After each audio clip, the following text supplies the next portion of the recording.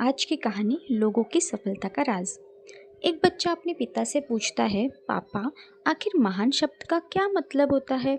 मैंने बहुत जगह पढ़ा है कि वो व्यक्ति महान था, उसने ये किया, उसने वो किया।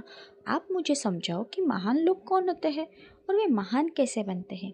पिता ने कहा, ठीक है। पिता ने बेटे को महान शब्द अर्थ समझाने की एक तरकीब सोची। उन्होंने बेटे से कहा, चलो दो पौधे लेकर आते हैं। एक को घर के अंदर लगा देते हैं और दूसरे को घर के बाहर। पौधे लगाने के बाद पिता ने कहते हैं, बेटा तुम्हें क्या लगता है इन दोनों पौधों में से कौन सा पौधा बड़ा होगा और सुरक्षित रहेगा? बेटे ने कहा, पिताजी ये भी कोई पूछने वाली बात है। जो पौधा हमारे घर के अंदर है वो सुरक्षित है, वो बड़ा होगा, जबकि बाहर वाला पौधा बिल्कुल सुरक्षित नहीं है। उसे बहुत सारे मौसम झेलने होंगे, उसे कोई जानवर भी खा सकता है। पिताजी शांत रहे और उन्होंने कहा, बेटा इसका जवाब मैं वक्त आने पर दूंगा। बेटा पढ़ाई करने 4 सालों के लिए बाहर चला जाता है और जब वापस आता है तो घर के अंदर के पौधे को देखकर कहता है, पापा मैंने कहा था ना, इस पौधे को कुछ नहीं होगा, ये सुरक्षित रहेगा। पिता मुस्कुराए और उन्होंने कहा, बेटा जरा बाहर जाकर उस दूसरे पौधे को देख कर आओ। बेटा जब बाहर जाकर देखता है तो एक बहुत बड़ा पेड़ वहाँ पर होता है। बेटे को यकीन नहीं हो रहा था कि आखिर वो इतना बड़ा कैसे हो गया, जबकि घर के अंदर का पौधा तो इससे 100 गुना छोटा है। पिता बेटे को समझाते हैं, बेटा ये पौधा इतना बड़ा पेड़ इसलिए बन पाया क्योंकि इसने हर मौसम का सामना किया, हजारों मुश्किलों से लड़ा है।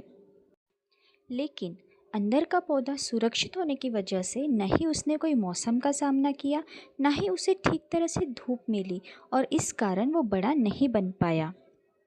बेटा याद रखना, इस पेड़ की तरह दुनिया में वह व्यक्ति महान बन सकता है जिसने हजारों मुश्किलों सामना किया हो, और जो अंदर के पेड़ की तरह जीवन भर सुरक्षित रहने की सोचेगा तो वह कभी महान नहीं बन पाएगा।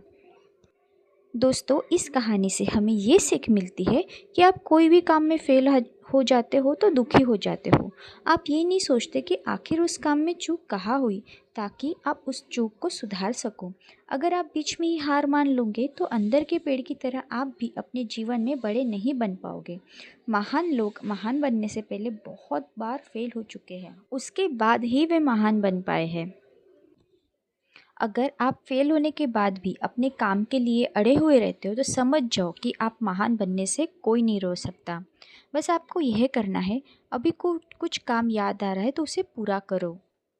ज़्यादा मत सोचो, बस काम करना शुरू कर दो और अपने काम के लिए अड़े रहो।